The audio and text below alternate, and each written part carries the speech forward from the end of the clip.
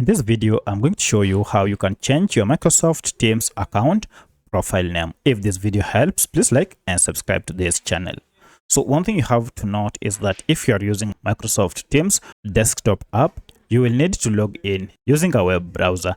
For my case here, I'm using the app, and you can see if I go to my account here and maybe I want to make some changes to my profile, edit display name.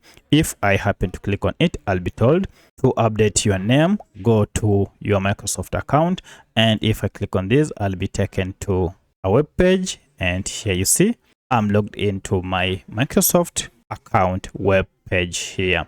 Log in. Once you are logged in, now go to your info, and then under your info you should see full name here.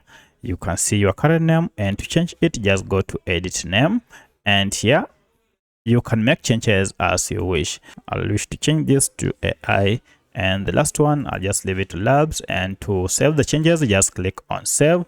And now you can see our name has changed. So that's how you can change your Microsoft Teams profile name or username. If you have any other question, kindly let me know in the comment section. Otherwise, thanks for watching, and let's meet in the next video.